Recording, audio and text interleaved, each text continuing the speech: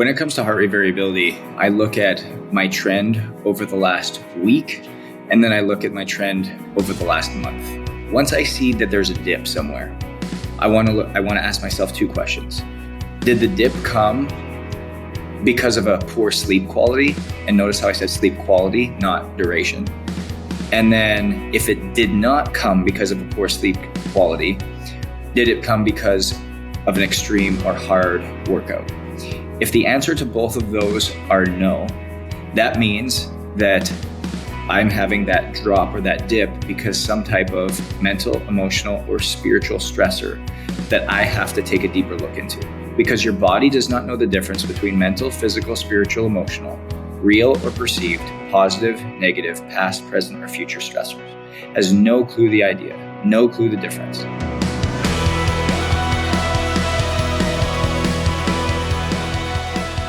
A few months ago, my wife and I got a special invite to go down to Napa Valley and help a bunch of couples at this retreat.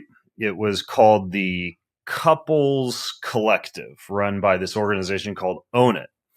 Now, while I was there, I got a chance to meet a beast of a man. My guest on today's show, whose name I have difficulty still pronouncing. Not his first name, which is Justin. His last name, Roethlingshoefer. Did I get that, Justin? Nailed it. Chauffeur? Nailed it. All right. So anyways, Justin and I hit it off. We both have a background in strength conditioning. Justin's is actually far more impressive than mine. He's worked with Stanley Cup champions, the NHL, Super Bowl champions, Olympians, tons of different entrepreneurs and Fortune 500 companies.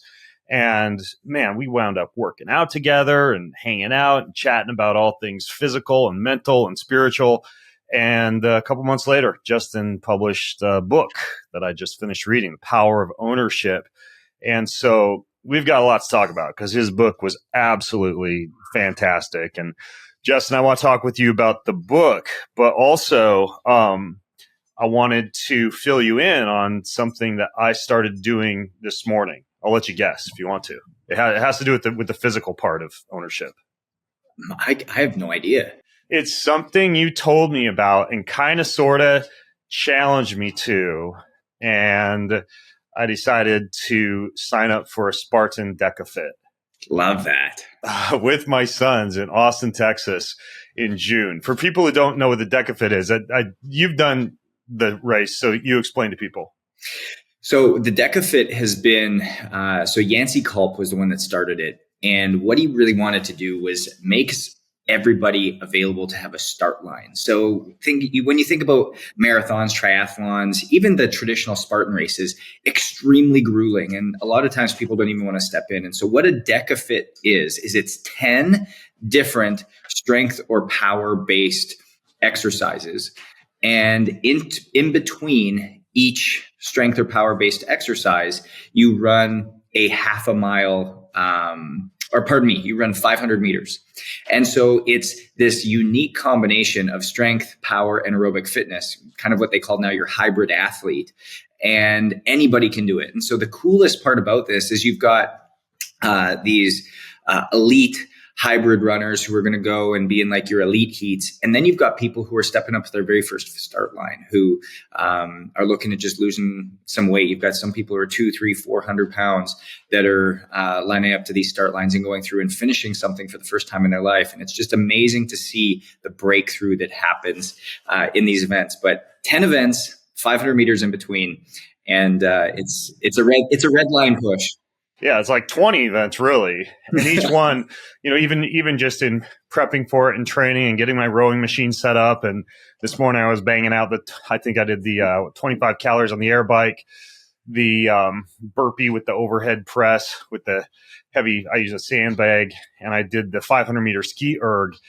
And we're doing the June 8th event in Austin. So if anyone wants to join, I'll link to all this stuff if you go to the show notes at bengreenfieldlife.com/ownit, OWNIT, Justin's company. But Justin, haven't you done pretty well in these events?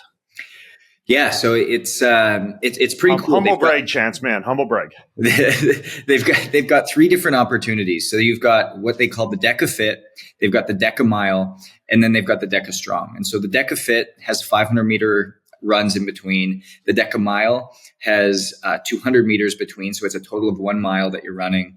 And then the DEKA strong is just those 10 events. And so last year, I actually qualified for the World Championships in 2 of the 3 in the elite heats, and competed with the fittest in the world, which has been pretty cool. And I just love going out and pushing my body to see what it's actually capable of, because Ben, as you were talking about, you go and you start doing your 500 meter row, and then you transition to your 500 meter ski erg, and then you transition to your box jump overs, and then you transition to your weighted sit-ups, and then your walking lunges and your burpees to overhead presses. It's like with that run in between, it just starts to really redline you, and it's who can push through, who can get through the longest, and who's able to maintain that heart rate composure as long as possible. Yeah, when I raced Spartan, which I did for about 4 years pretty seriously for the Reebok Spartan team, the main thing that I found it was most beneficial to focus on for these events is transitioning from running with good efficiency after gassing yourself out on an obstacle like the monkey bars or the sandbag carry or what have you. So I think the biggest thing about Spartan is you got to do something hard and then run, then do something hard again, then run. And so the style of training, it's actually, you got to come visit my house sometime, because I've got an obstacle course built through the forest from back when I used to do Spartan racing. But as a part of that obstacle course, there's about a 500 meter trail that loops around my entire property. So it's perfect. My sons and I have everything set up in the garage. And so now we can do an exercise, run the loop, do an exercise, run the loop. And I'm experiencing the same amount of lactic acid as I did back in the good old days. So I got to ask you though, what's your top time for the DEKA FIT, the one where you're running 500 meters in between each one? Yeah, DEKA FIT best for me is 30:59. Oh my gosh, that's smoking. Okay. Yeah. I set a goal for myself to do it in under 40 minutes. Now that I have to beat you, I'm going to have to carve, over 9 minutes off of that. Jeez. Are you going to compete in Austin? I will, yeah. I'll be right there beside you. Oh my gosh. Okay, that'll be fun. We'll go out for barbecue. I'm going to bring you out for brisket the night before. the night before, as much. Sure, you eat all the leftovers the next morning. Yeah. All right. I'm going to sabotage you. So, how'd you get into the realm of human performance? Yeah. So, to be honest with you, Ben, growing up in Canada, hockey was the rite of passage, and so I was a hockey player. Wanted to play in the NHL. That was my dream. And I just happened to be blessed with a little bit of talent, and was playing at 12 years old with 14 and 15-year-olds. And my dad said to me, after an in particular tough 2-week stretch, I wasn't playing well. And he said, son, talent will get you noticed, but consistency will get you paid. And that one-liner that he said just hit me so deeply, because I was like, how can I become the most consistent version of myself? What does this look like? How do I operate differently than how I am right now? And I started to just get obsessed with the habits in which I could understand, and the data in which ultimately would lead me down those behaviors. So I started to wear a heart rate monitor to train. I looked at pulse oximeters while I was sleeping. I got on every medical journal I possibly could, and that's what I was reading instead of comic books. And so all of a sudden, and you have to remember, this is back in 1999. I came across this article that talked about heart rate variability. And I was like, heart rate variability, how to optimize recovery in high training times. And I was like, well, this might be something that helps me. And so I just started to obsess about HRV. And so for the last 26 years, heart rate variability has been something that I've studied very deeply and very in-depthly. And by understanding the data and by helping to drive decisions, it brought me down to the States on a hockey scholarship. It basically put my whole framework of schooling into place. Went and got my master's degree. Went and did my postdoctoral research in heart rate variability and sleep.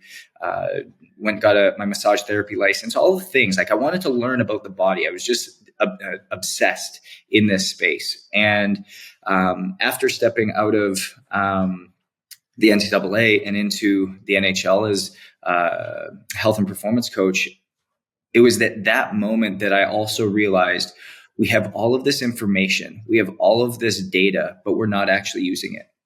We all train the same. We all eat the same. We all recover the same. We all supplement the same. But yet the ownership team, the coaches, they were all wondering why we get sick around the same time, or we wouldn't see the results that were any different than any other teams in the league. And there was no different trends in injury rates.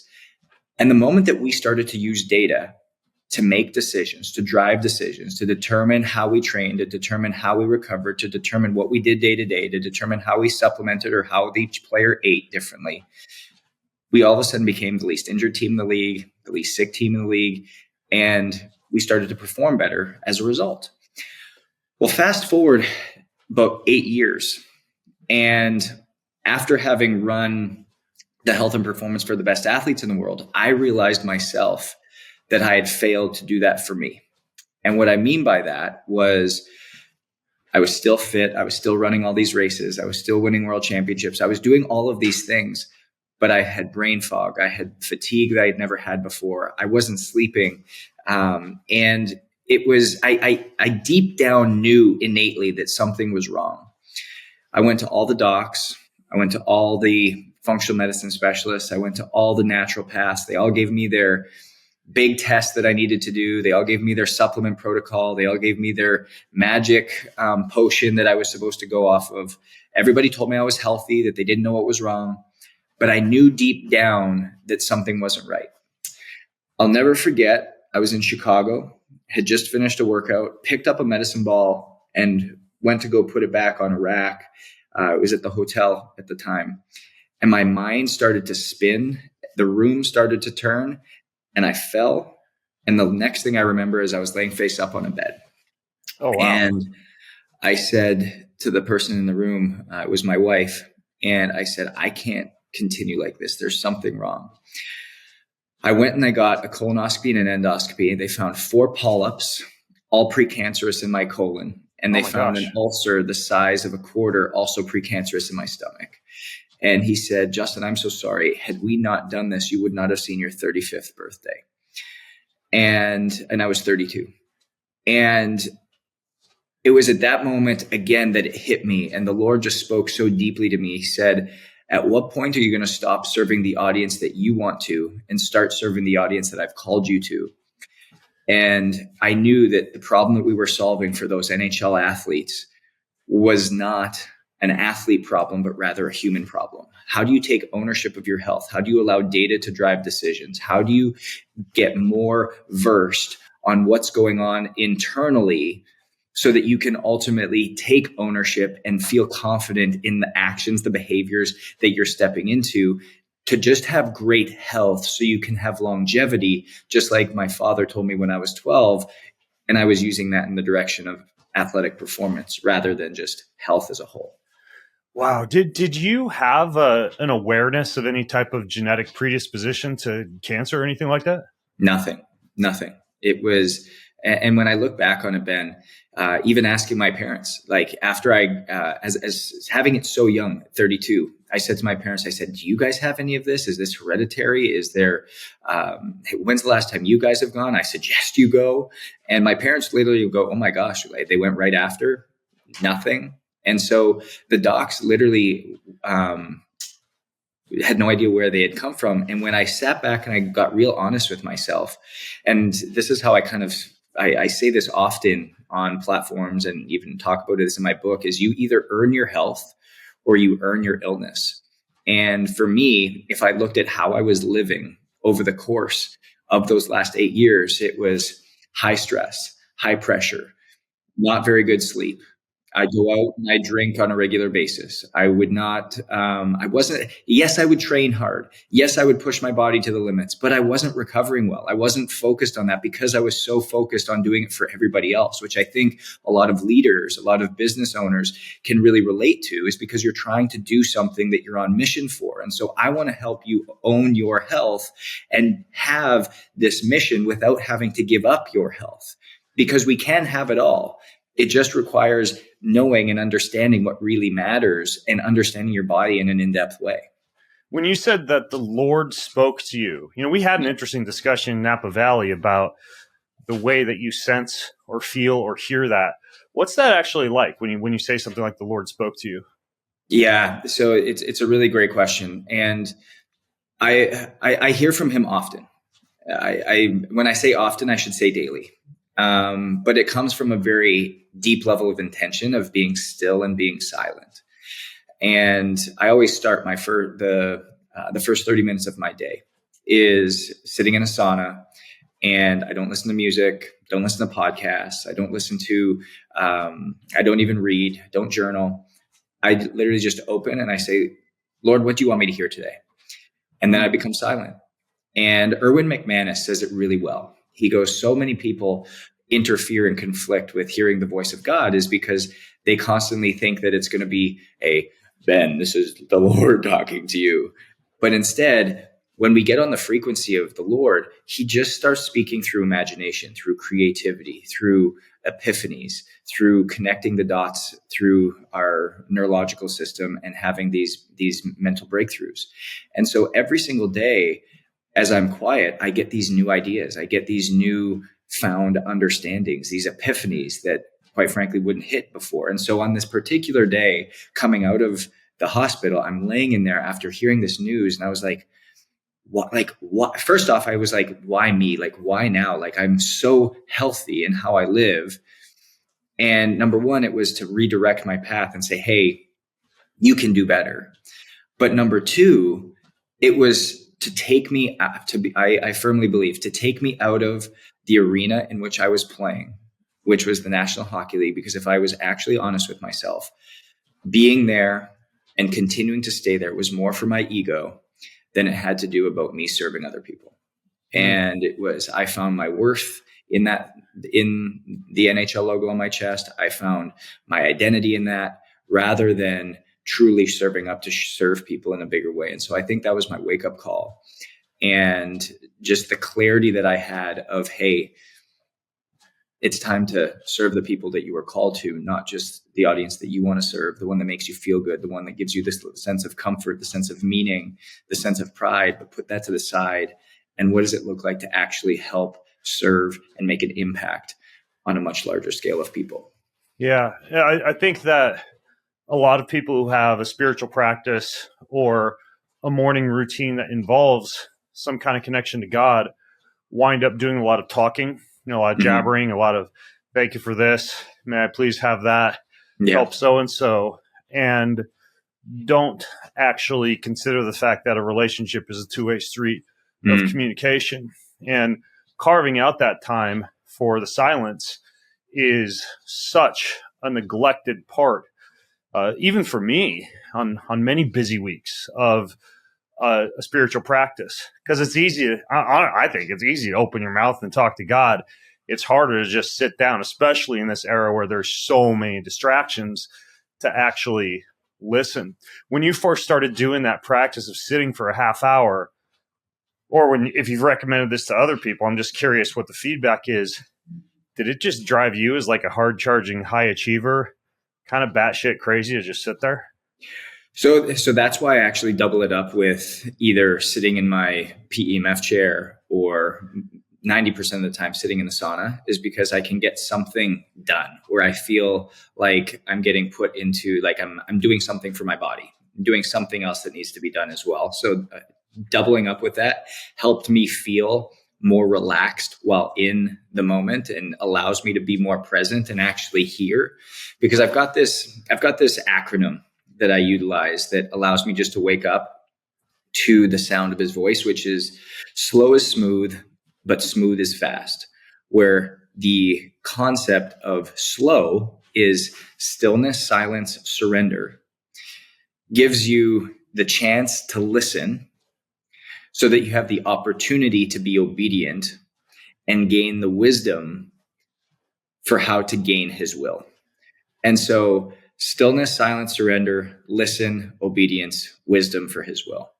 And I just kept coming back to that, is slow it down so that you can ultimately speed up. Slow it down for 30 minutes so you can ultimately speed up. And I keep coming back to that. And that's what just allowed the consistency. And Ben, I'll be honest with you, the moments that I've been still and in that sauna is the greatest moments that I've had in terms of breakthroughs. It's where I had it's where Elise and I came up with the idea for the Couples Collective. It's where I had the breakthrough for how to actually Own It together in a business plan. It's where I got the download to write the book, The Power of Ownership. It's my process I went through to write every single chapter. It's it's where I go when I have great anxiety to where all of a sudden the anxiety dissipates. It's really unique when we start to sit back and think about it. The ways of the world are upside down and backwards to the ways of spiritual breakthrough that allow us to live life in an elevated space and live life differently than a lot of other people. Yeah, that concept of a neurological trigger, meaning having something either pleasurable or meaningful that you associate with an activity that you might have friction to otherwise, is really powerful. The president of my company, Caleb, he always saves his first morning cup of coffee for when he's going to read the Bible and do his devotions. And so he kind of savors that moment just a little bit more. When I wake up in the morning, I have the Bible in a Year app. That's the one that I use for my morning devotions.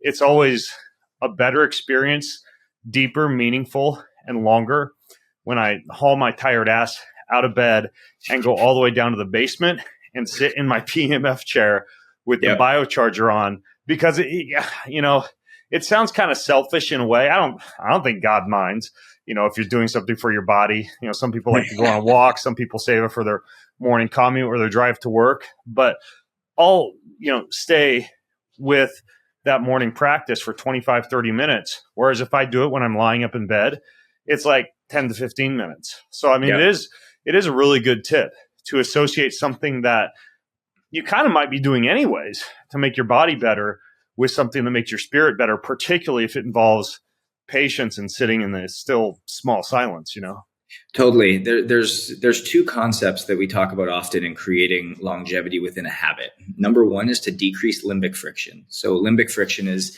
the difficulties, or think about hard things that you have to overcome in order to make something happen. So I'll give a perfect example. If you're going to get into a cold plunge, what's the most likely way that you're going to do it? Number one, if you have to run the bath, get the ice, put the ice in, wait for the temperature to get down, and then get in, or if you have something that's just already pre-chilled to the level in which you need. Obviously, the second one. And so same thing with doing something like this in a spiritual practice is if there's a positive reward, something that is easy to do, something that is exciting, something you look forward to, the limbic friction of overcoming the fear or the boredom of being still in silence is going to help you get into it much faster. And then the second thing you need to do is overcome context dependency, meaning so many of us, in order to do something, are reliant on a person, a place, or a thing. But if we can ultimately eliminate the need of a person, place, or thing, and we're just able to do it wherever we are and we have access to that, that's what allows us to step in really powerfully again. And so for me, within this construct of being silent, tying it to a PEMF mat, tying it to a sauna or a steam room or a hot tub or something that is pleasurable, something that I enjoy, is super easy for me to do. And then because I have flexibility and fluidity in that, whenever I'm traveling, whenever I'm on the road, whenever I'm just not in my typical setting, I can still find one of those 4, 5, 6, 7 things that give me that same feeling of pouring back into my body, but giving me that same time and space for the 30 minutes, which is why if I look back over the last 4 years, there might be a handful of days that I've missed in the morning, circumstantially. But it's not, but it's been able to really be something that I've created a new habit, a new instinct with, and been able to take ownership of. You read my mind because I was going to ask you what you do when you travel. And it sounds like you don't necessarily limit yourself to the sauna. You have kind of like a menu of activities that you can pair up with that morning silence that you can generally hunt down even when you're traveling. That's exactly it. So I've got some non-negotiables. So my team knows that when I travel, my hotel has to either have a sauna, a hot tub, a gym, and within a mile walk to a grocery store. It has to have all 4 of these. Reason being is because I want to maintain my nutritional access while I'm on the road. So I want to be able to have easy access to a grocery store. I can do a mile walk there and back, super easy.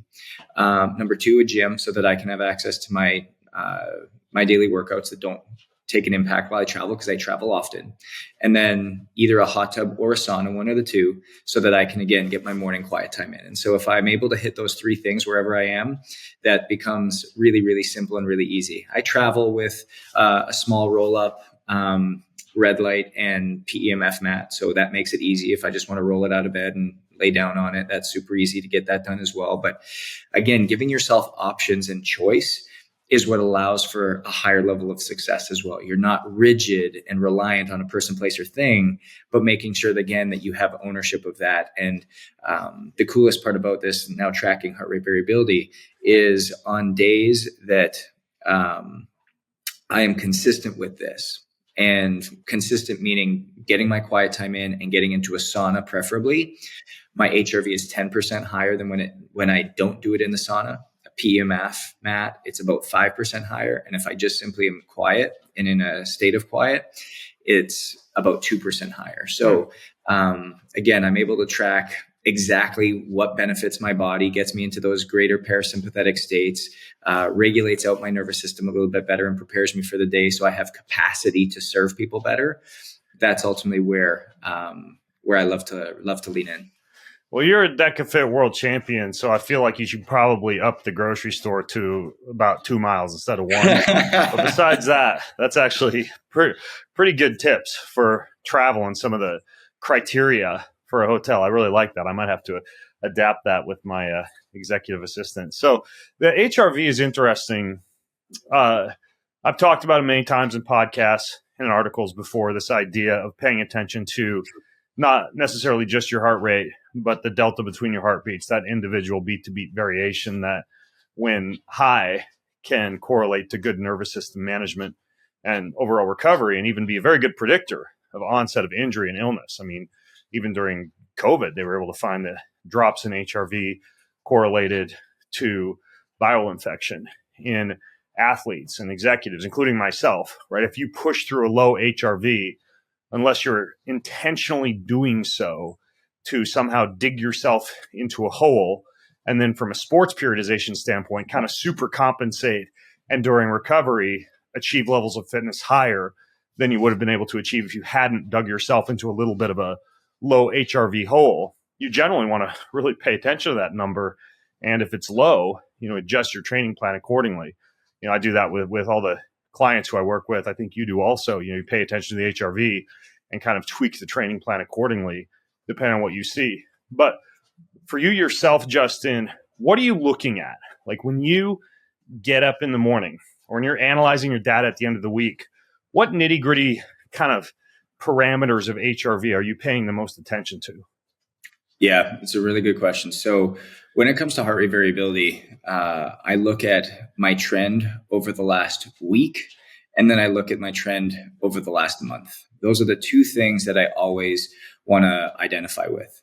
And people are like, okay, well, yeah, obviously. But once I see that there's a dip somewhere, I want to ask myself two questions. Did the dip come because of a poor sleep quality? And notice how I said sleep quality, not duration. And then if it did not come because of a poor sleep quality, did it come because of an extreme or hard workout? If the answer to both of those are no, that means that I'm having that drop or that dip because some type of mental, emotional, or spiritual stressor that I have to take a deeper look into. Because your body does not know the difference between mental, physical, spiritual, emotional, real or perceived, positive, negative, past, present, or future stressors. Has no clue the difference. And so the response is always the same: increase in epinephrine, norepinephrine, adrenaline, cortisol.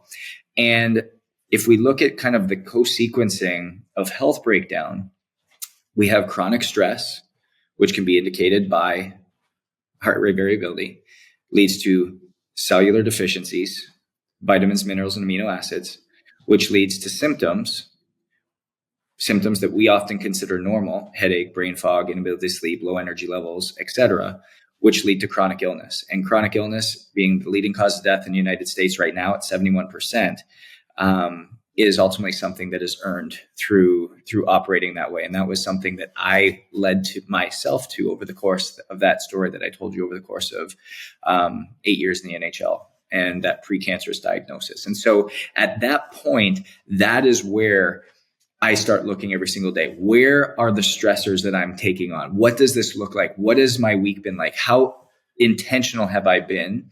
And here's the thing, I'm not looking for perfection. There's no such thing as perfection. There's a whole bunch of things that change in my week. There's a whole bunch of things that are less than optimal in my week. I don't live in a bubble.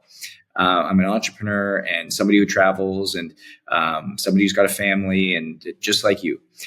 But the thing here is as we're leaning into this, there's things that happen in your life, things that happen in your days that you have to be so aware of that your body's having to deal with. And if you're not conscious of this, your body constantly is trying to adapt. And it's like a car trying to turn over again and again and again and again with old oil and low gas levels. It's only a certain point before it dies. And so being aware, and what I'm looking at is where I have my drops in HRV. When I see those drops, ask myself two questions. Is it because of a low sleep quality? If it is, great. Focus more on getting a higher quality sleep. Is it because of a extreme or heavier than normal workout? If so, great. Let's make sure we focus a little bit on recovery and hydration and nutrition. If it's not, it's because of some type of mental, emotional, or spiritual stressor. Did I have a big fight with Elise? Is there something going on in the business? Am I worried about something that I have to take back to God? What does this look like so that I can ultimately release that? Because the mental, emotional, and spiritual stressors are quite often subconscious and we are not fully at the forefront of our mind. And we have to develop a system in order to understand what those are so that we can ultimately get them off of our plate. Yeah, I really like that analysis system. It's simple. It doesn't necessarily involve digging deep into the sympathetic versus parasympathetic analysis. Some of these wearables, they'll go really deep as far as the information that they tell you, but it gets sometimes difficult to quantify consistently and with simplicity versus just doing what I think is the most important thing, which you've just outlined, is paying attention to patterns. Now, are you using a specific system or wearable with yourself and your clients for HRV? Yeah, another really great question. So we're wearable agnostic, to be honest with you. We'll use any wearable device. Whoop and Oura are by far the two most accurate, and then the easiest to go off of because they do a passive pull, which is really nice. And then I would even say I like Whoop the best simply because it gets that nighttime sleeping pull. So you can compare it during that last sleep cycle, which allows you, again, to make sure that there's no other type of stressor that could interfere or change an average reading or anything like that. What I will say about the wearable devices, though, and the issue that comes up is that they give you all the algorithms, the sleep score, the readiness score, the recovery score, the regeneration score, the strain score. And I tell all of our clients, I tell all the people on podcasts, I've talked about in my book, throw the algorithms out, get rid of them, because they simply aim to continue to confuse the consumer, the end user. Because Ben, what scientifically is a regeneration score? What scientifically is a recovery score? I have no idea, and neither do you. But if we can understand the concept of what HRV means, we know that HRV is the language of our body that is communicating to us how we're adapting to stress and strain. The body doesn't know the difference, mental, physical, spiritual, emotional strain.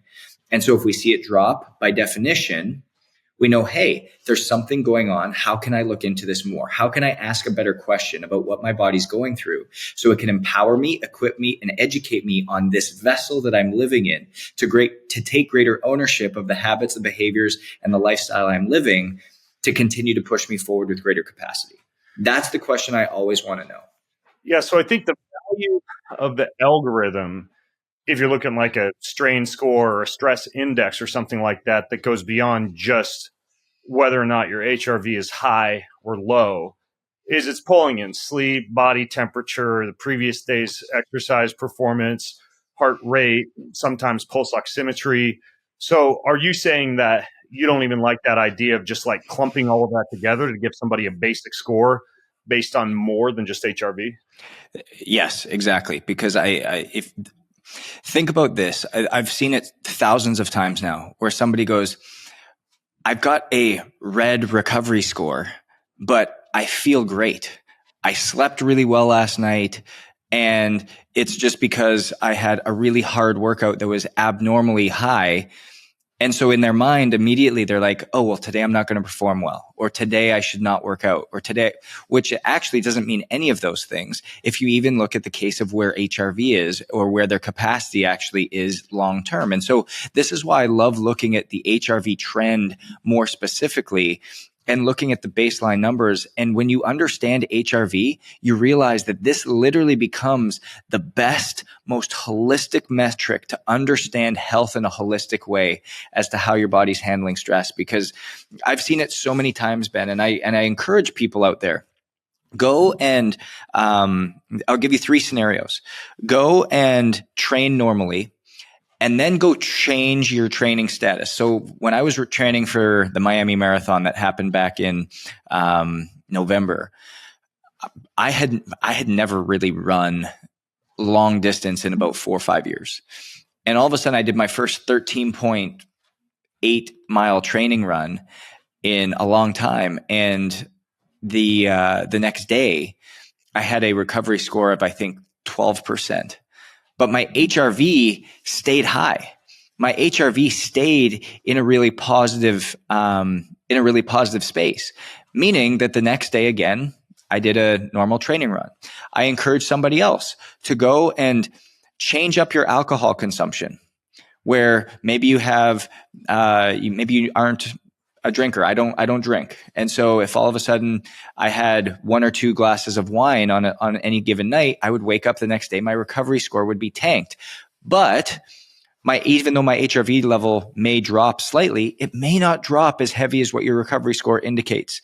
And then the second thing, or the third thing, pardon me, is go have a day where you're just mentally exhausted.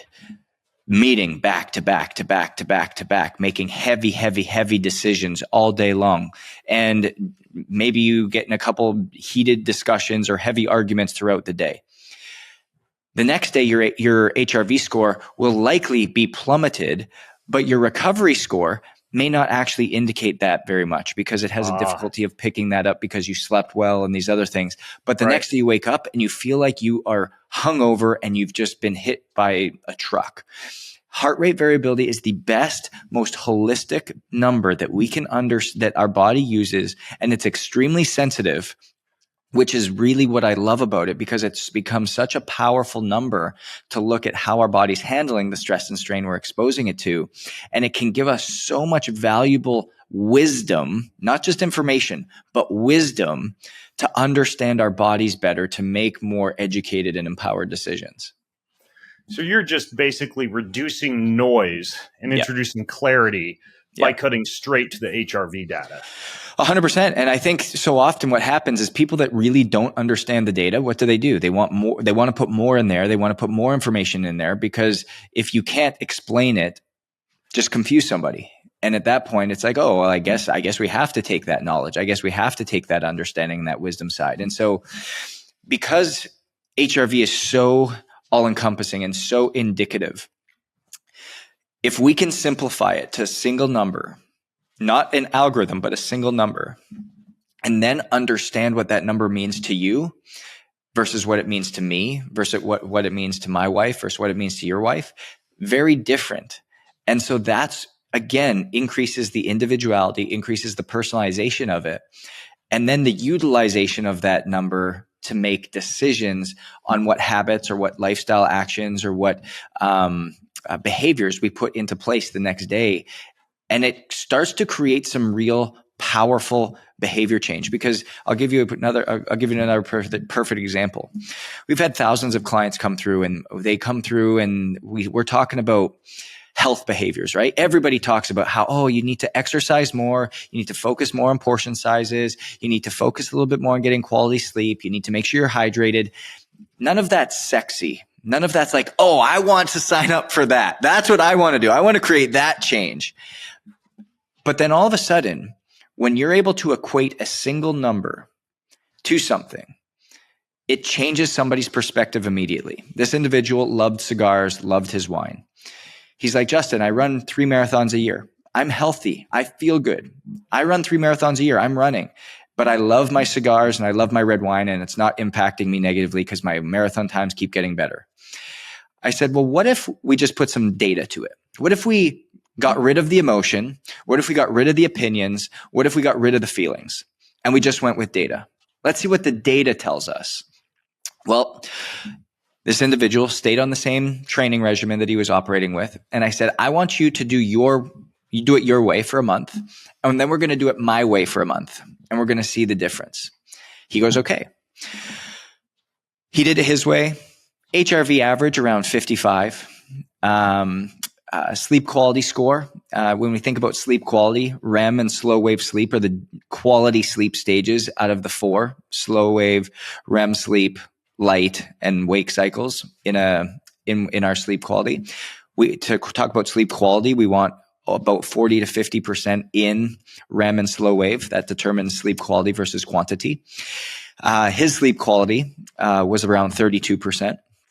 And subjectively, he said he felt like a 7, 7.5 doing his runs. I said, okay, great. Sounds good. Now we're going to do it my way. No red wine, no cigars. Well, in that month, his HRV went from that average of around 55 to an average of almost 80. His sleep quality went from that 32% to just shy of 45.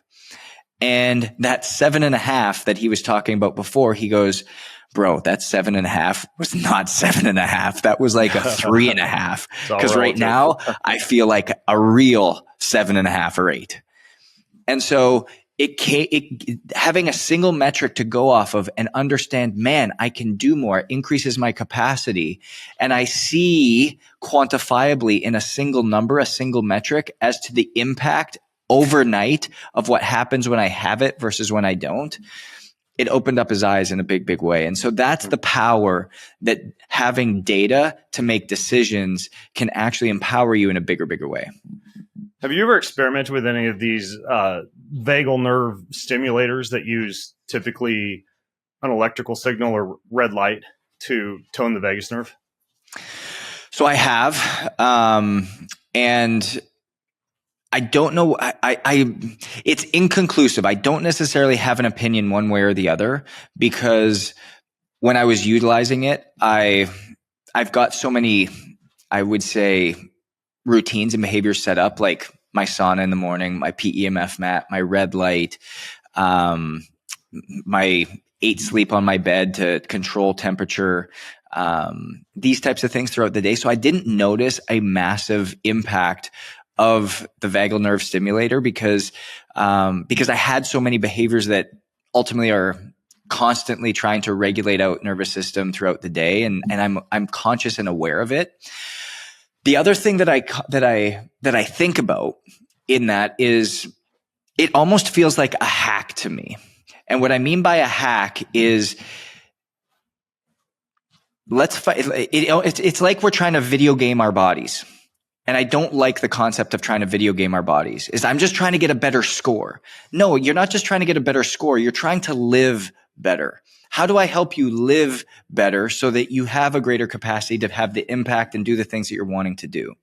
And so if it was just about getting a better score, I'd be like, hey, you know what? Go get all your peptide therapy. Go get all your vagal nerve stimulators and all the toys and gadgets to do the things that give you the quick fixes, rather than what's actually going to create longevity and actually help us by creating sustainable and long-term habits that A, decrease cellular dysfunction, B, increase sleep quality, C, increase HRV status, D, increase VO2 max, E, regulate blood glucose. Like, what does that actually look like long term so that we're living better and we're optimizing the way we shift? And I bring up those 5 things specifically because there was a study done by Harvard about 4 years ago that looked at how do you change the trajectory of somebody's lifestyle? How do you optimize for longevity? And they looked at those 5 areas, and those were kind of the 5 areas that came to conclusion, if you put it into practical application, was number one, people who live longer have a higher average sleep quality. Number two, have a higher average HRV. Number three, have a higher average VO2 max. Number four, have a decreased or minimized number of cellular deficiencies, vitamins, amino acids, and minerals. And then five, have a regulated blood glucose level. Oh, interesting. I'm kind of surprised grip strength wasn't on there, by the way. I mean, I'm sure it was, or it could be pulled into that number if we wanted to talk about strength in numbers. But they were going off of more of like data that can be tested from a inner biological number. Right. By the way, what was the name of that study again? It was through it was a Harvard study looking at the biggest effects of longevity. And lifespan. If you find it, email it over to me. I'll put it in the show notes. I'd love to check it out for myself. Yeah, it was really, really powerful. Yeah, I think the idea of the hacks makes sense. I think similar to chanting, humming, singing, gargling, meditation, breath work, yoga, and even cold plunges, if the net effect of a vagal nerve stimulator is not just to increase HRV, but the impact on vagal tone has systemic benefits that allow for improved recovery or better sleep, or even just lower perceived stress, I think there's something to be said for it. But yeah, I think if you're just hacking the HRV number without paying attention to the spillover effects into what you're actually looking for, then it could just become a distraction. So I think it kind of depends on the outcome. Totally. And I always ask myself this question whenever I'm leaning into something. The question's always why. Why are we doing something? What's the reason? What's the deeper outcome? What's the goal that we're trying to get to? And if you look at the way the world positions everything looks like a physical adjustment, meaning it's a habit, an action, a behavior. If you want to decrease anxiety, meditate more. If you want to increase VO2 max, run more. If you aren't sleeping very well, take ABC supplement or institute ABC night routine. If you want to lose weight, eat less, focus on macros, focus on portion sizes. It always is a physical thing. But what creates sustainability, and I talk about when we talk about the definition of performance, it's the capacity and desire to intentionally and consistently behave at a level equal in and according to your potential. It's not a desire issue in all of us to see these things change. It's a capacity issue. And making sure that we have intentional and consistent behaviors is ultimately what matters. And so even though we see the outcome or the thing that we have to do as a physical entity, if we only focus on the physical entity, what it starts to do is it starts to eat away at our emotional whole. Basically meaning it makes us fearful.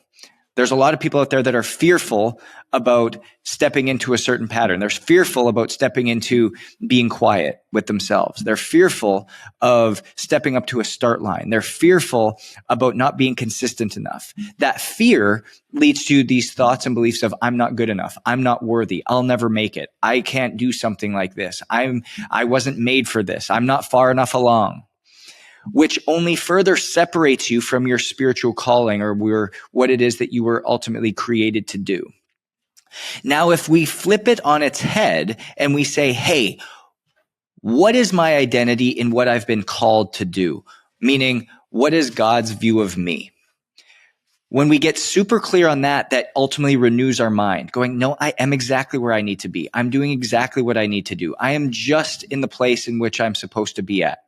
Which then takes the fear and turns it into faithfulness, which takes the confusion and turns it into conviction, takes the anxiety and turns it into a sense of confidence. And it's only at that point that we can figure out, hey, what is the physical behavior that I need to step into to alleviate the issue in which I was struggling with, that's aligned with where it is that I'm trying to go. And that's what creates consistency. That's what creates sustainability. And that's what allows you to be doing something long term to actually get the compound results that we're looking for. Otherwise, you're just going to be going from thing to thing to thing to thing to thing to thing, because it's actually not aligned with where it is that we're trying to go. Yeah, that makes sense. I know that you delve a little bit more deeply into that idea in this book, The Power of Ownership. I'm kind of curious, when you sent it to me, I was flipping through it. Surely you're aware of Jocko Willink's book, Extreme Ownership. How does your concept of ownership differ from that, or is it the same? No, very, very good question. And I love Jocko. I love what they're doing. I love the mission that they're on in the sense of leadership. The one thing that I talk about that often comes out in a lot of people who have wounds and have seen things, a lot of times in the military sense, is people who are trying to lead and there's still wounds inside that haven't been fully dove into. Unintentionally, those people still often bleed all over everybody that they're trying to lead. And so when I think about what ownership means, ownership to me is the intersection point between responsibility and accountability. Basically meaning, hey, I want to be responsible for my health. I want to be responsible for how I'm showing up, and I want to be held accountable for it by putting these systems into place. So often we think about ownership as this extremism. You have to do this. If you don't do this, you're not a man. If you don't do this, you're not a woman. If you don't do this, you're not worth it. But it has nothing to do with being worth it. Just being alive means that you're worth it. And I think this concept of I'll take care of you if you take care of me needs to be canceled and taken out of play. Instead, I'm going to take care of me for you if you take care of you for me. And when we think about that flip of intersecting accountability and responsibility for your health, it makes ownership sexy. It makes ownership something that you desire, not something to be fearful of, not something to walk away from, not something to go, oh, I can't live up to that. Oh, that seems like some level of toxic masculinity or some level of extremism that I just can't get on board with. No, ownership is what is required to be different. It's what's required to be set apart. It's what's required to ultimately get to where you want to go. We all have great things that we're called for, but we simply don't have the capacity to handle what is required in order to get there. And when we step into that level of ownership, when we do things that leave us uncomfortable, when we do things with people that ultimately help rise us up, change our perspectives, change our thought processes, start allowing our habits and behaviors to become aligned with where we want to go, it requires ownership. And it's something that's approachable. It's something that's for everybody. It's something that gives you a new sense of a new sense of acceptance in that space, knowing that this was made exactly for you.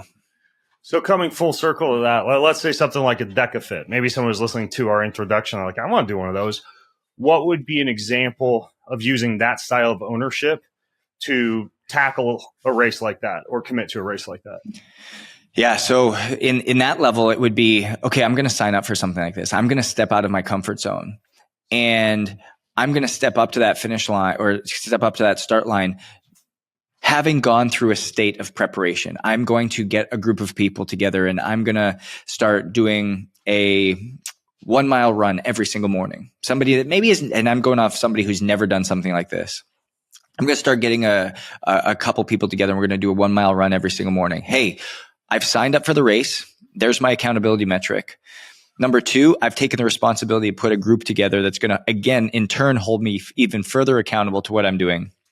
And number 3, I'm going to put a plan in place in order to get there on June 8th in Austin, Texas, so that I can step up to that start line. And no matter where I finish, whether I finish first or whether I finish last, I'm crossing that finish line knowing that I am better for crossing it than having not done it. So what would a sample workout look like for you for training for something like DEKA FIT, or a sample week of training? Yeah, so that's, again, really great question. So 4 days a week, I strength train. And strength training consists of a 4-day split, upper, lower, both days. So think about it in terms of full body. But the way I do it, upper, lower, Monday, Tuesday, is a push on the first day, a pull on the second day, and then the same is repeated on days 3 and 4. To conclude both Monday, Tuesday, Thursday, and Friday, those strength days, I then go into heavy anaerobic work on usually the Airdyne bike, which obviously we have to do the 25 cal burn on the during the DEKA FIT, and I will do usually about 5 rounds of 25 cals to finish each day. So pushing over and above where you typically are. Yeah, I'm assuming some kind of recovery in between each of those, right? Correct. Yeah. So I'll do 25 cal. I'll take about a minute and a half off, back in 25 cal, and I'll do it 5 times. The reason I choose that is because that is my least favorite, but also the thing that I theoretically struggle with the most. If I struggled with the 500 meter row the most, then I would utilize that. But right now it's the row, it's the Airdyne bike. And then on Wednesday and Saturday, I'm going to the track and focusing all on runs. So I'm doing usually 800 meter repeats, sled push, sled pull, with shuttle runs, really just trying to mimic the same type of heart rate zone that I'm going to be at for the duration of for the DEKA race, but making sure that I'm not, again, just doing the race over and over and again, because I'm not actually going. Number one is you're going to be more likely to create some type of injury. Number two, I want to become a whole athlete. I want to be agile. I want to be able to move. I want to be able to be very holistic in how my body operates. I want to be mobile. I want to be fit at whether I'm running at a 4-minute mile pace or whether I'm doing a 800 meter sprint repeat where I have to change it up a little bit. So that's kind of how I break my days down and what that week looks like. And Sunday and then is solely focused on mobility work and pliability. And then for all these other exercises like the burpee with the overhead press or the ski or, those other movements, are you just sprinkling those into the strength days? To be honest with you, Ben, I don't know if I have ever done. You just do them during the race? Yeah, I don't know if I've ever done those in a workout. To be honest with you, it's always, I will do those movements. So like I will do a barbell squat to press, or I will do a reverse lunge to single arm dumbbell press. Or I'll do, but something that mimics some of the those. same musculoskeletal systems as those main exercises. So something that mimics them, but then again, making sure, and if you go back to and look at like why I do things that just mimic them is I'm doing it with either more weight or I'm doing it in a greater fatigued state so that when I get to race day, that the race day doesn't feel simple, because that would be a lie. If anytime I get to the start line, I always get jitters and nerves because I know what I'm about to go into. Yeah. But it's something that, again, allows for some super compensation. So when I get in there, that 50-pound ram that I'm doing a burpee to overhead press with doesn't feel like a 50-pounder. It feels more like 30 because I've built strength in that movement pattern that allows me to be more efficient. Yeah, and you're coaching also. You're running these retreats. You're training pretty heavily. And this is a good book that you just wrote. When are you writing? Where does the writing fit in? So I loved my writing process for this, to be honest with you. So the way that I wrote was every morning I would go out into my sauna. And as I said, I would spend the first 30 minutes in quiet. And then what I would do is I would speak everything that just came to me, all the downloads that came in, and I would speak it literally right into a little words document and record it. Then I would get onto my bike and I would do half an hour of zone 2 work where I listened to the audio back.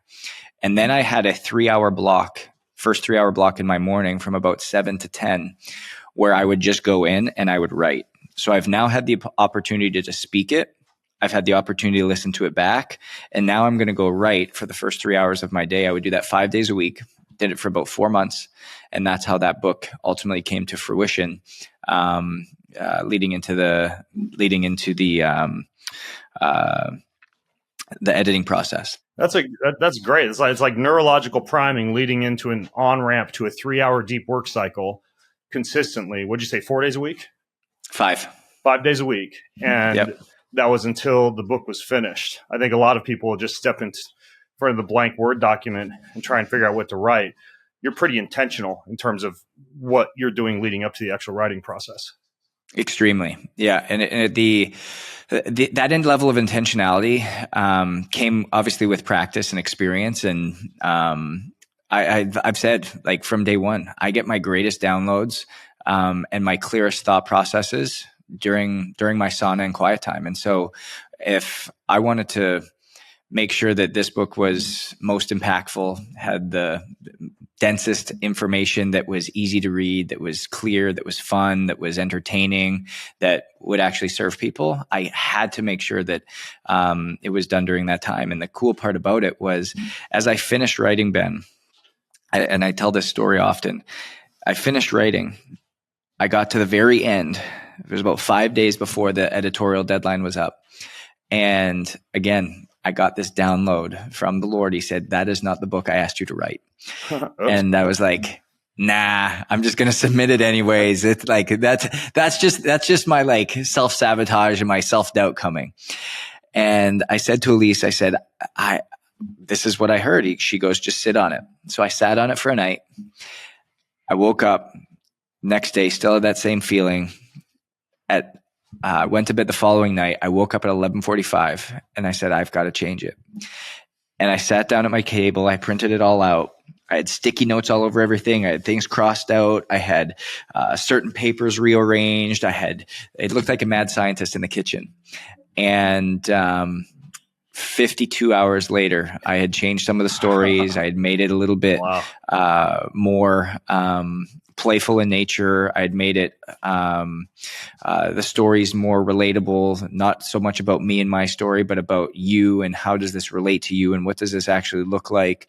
And it was just that God download. And so people have heard me say God download a lot this whole time. And I just want people to know and understand that I'm no different than anybody else. I'm no more special than anybody else. I don't have a special talent. It's just being willing to exercise it over and over and over and over and over again. And there's some days I go in the sauna and I don't hear much of anything. But when I do it over and over and over and over and over again, when you do it for 5 straight years for 30 minutes a morning, you know what that voice sounds like. You know what that prompting sounds like. And so when all of a sudden you get to a key moment in submitting a book to a publisher and you need to have it deep and hard and known and loud, that's what happened. It's preparing for those moments, preparing for the game so that when the game time comes, you no longer have to prepare. You've already been preparing. Yeah. And maybe your next book should be called The Power of Persistence, Bob. But this book, The Power of Ownership, Redeem Your Health, Live Life by Design, and Break the Relentless Pursuit of Normal. It's excellent. Justin, you're an inspiration. I'm going to link to everything you do in the show notes at bengreenfieldlife.com/ownit, OWNIT. So if you're listening in, if you have questions, comments, feedback, or you just want to access the resources or get the book, go to bengreenfieldlife.com/ownit. Justin, this flew by, and I'm really looking forward to getting to hang out with my brother again sometime soon. Hopefully in Austin, where I kick your butt in the DEKA FIT, or at least die trying. But in the meantime, thanks so much for doing this, man. It's so good, Ben. I'm going to have to come spend a couple of days with you out at the ranch, and we'll train in preparation for Austin. Yeah. All right. I got to be careful what I wish for, but all right. Well, folks, I'm Ben Greenfield, along with Justin, signing out from bengreenfieldlife.com. Have an amazing week.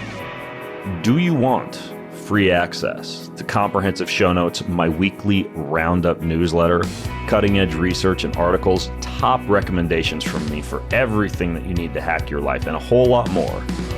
Check out bengreenfieldlife.com. It's all there. bengreenfieldlife.com. See you over there. Most of you who listen don't subscribe, like, or rate this show. If you're one of those people who do, then huge thank you.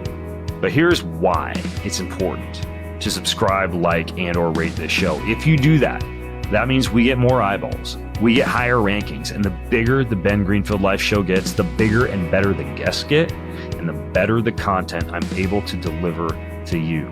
So hit subscribe, leave a ranking, leave a review if you got a little extra time. It means way more than you might think. Thank you so much.